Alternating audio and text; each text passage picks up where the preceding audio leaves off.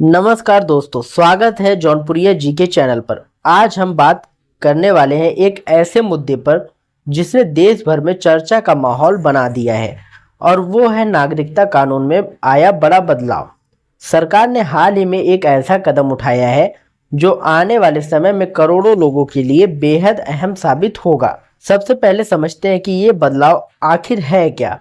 अभी तक भारतीय नागरिकता साबित करने के लिए कई तरह के दस्तावेज मान्य होते थे, जैसे Aadhaar card, voter ID, ration card, passport, driving licence वगैरह वगैरह। लेकिन नए बदलाव बाद केवल ये पहचान पत्र काफ़ी नहीं होंगे।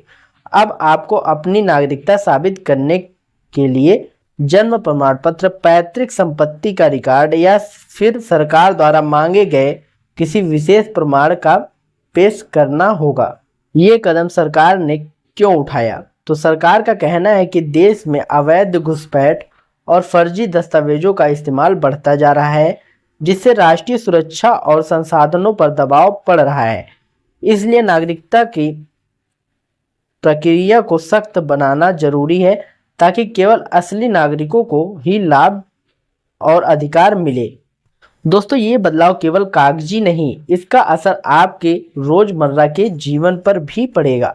मान लीजिए आपको सरकारी नौकरी के लिए आवेदन करना है, किसी सरकारी योजना का लाभ लेना है या फिर अपने बच्चों का एडमिशन किसी सरकारी संस्थान में कराना है, तो आपको पहले अपनी नागरिकता साबित करनी होगी।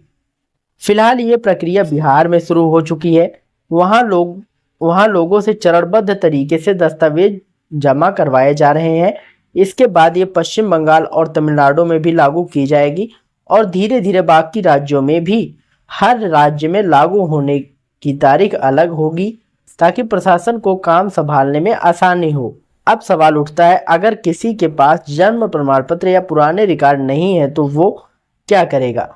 सरकार का कहना है कि ऐसे लोगों के लिए एक सत्यापन प्रक्रिया होगी जिसमें पंचायत, नगर निगम या फिर अन्य सरकारी अधिकारी आपके निवेश और पहचान की पुष्टि करेंगे। हालांकि ये प्रक्रिया आसान नहीं होगी क्योंकि इसमें कई स्तर की जांच और दस्तावेजी कार्यवाही होगी। इस बदलाव पर राजनीति भी गर्मा गई है। कुछ दलों का कहना है कि इससे गरीब और अशिक्षित वर्ग के लोग सबसे ज़्यादा प्रभावित होंगे क्योंकि उनके पास पूरे दस्तावेज नहीं हैं। वहीं सरकार का दावा है कि यह कदम पारदर्शिता और सुरक्षा के लिए जरूरी है। हमने इस मामले पर कुछ कानूनी विशेषज्ञों से भी बात की है। उनका कहना है कि नागरिकता साबित करना संविधान के तहत जरूरी है, लेकिन सरकार को यह भी ध्यान में रखना चाहिए कि किसी भी नागरिक के साथ अन्याय ना हो, क्योंकि अगर किसी असली नागरिक के पास कागज नहीं है तो विदेशी घोषित करना गलत होगा। दोस्तों, ये पूरा मामला सिर्फ कागजी कार्यवाही का नहीं बल्कि यह आपके भविष्य और अधिकारों से जुड़ा है। इसलिए अभी से अपने सभी जरूरी दस्तावेज सुरक्षित रख लें, जैसे जन्म प्रमाण पत्र, पुराना राशन कार्ड, पैतृक संपत्ति के कागज, स्कूल या कॉलेज का एडमिशन या फिर रिकॉर्ड वगैरह वगैरह। इसके अलावा अगर आपको आपके दस्तावेज में कोई गलती है, जैसे नाम की स्पेलिंग, जन्म तिथि, पता आदि, तो उसे तुरंत सही करवा लें, क्योंकि आगे चलकर छोटी सी गलती भी बड़ी परेशानी बन सकती है। दोस्तों, ये भी ध्यान रखें कि कई फर्जी एजेंट और दलाल इस प्रक्रिया का फ़ायदा उठाने की कोशिश करेंगे। वो आपसे पैसों के बदले फर्जी कागज आने का वादा करेंगे, लेकिन ऐसा करना आपको कानूनी मुसीबत में डाल सकता है। इसलिए किसी भी काम के लिए केवल सरकारी दफ्तर और मान्यता प्रमाण चैनल का ही इस्तेमाल करें।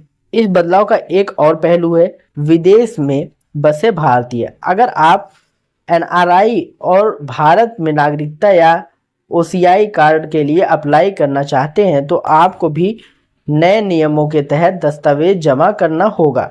इससे विदेशों में बसे भारतीय समुदाय पर भी असर पड़ेगा।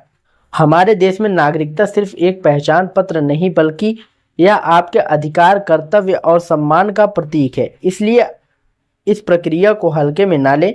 अपने दस्तावेज समय पर तैयार करें और दूसरों को भी इसके बारे में जागरूक करें। आने वाले दिनों में हम इस मुद्दे से जुड़ी और भी अपडेट्स लेकर आपके पास आएंगे, जैसे कि आवेदन की तारीख, जरूरी कागजों की सूची और सत्यापन की प्रक्रिया की पूरी जानकारी। इसलिए चैनल को सब्सक्राइब करें और नोटिफिकेशन बेल को ऑन कर लें ताकि हर अपडेट सबसे पहले आप लोगों को मिलती रहे। मिलते हैं किसी नई वीडियो में नई अपडेट के साथ। के लिए जय हिंद, जय भारत।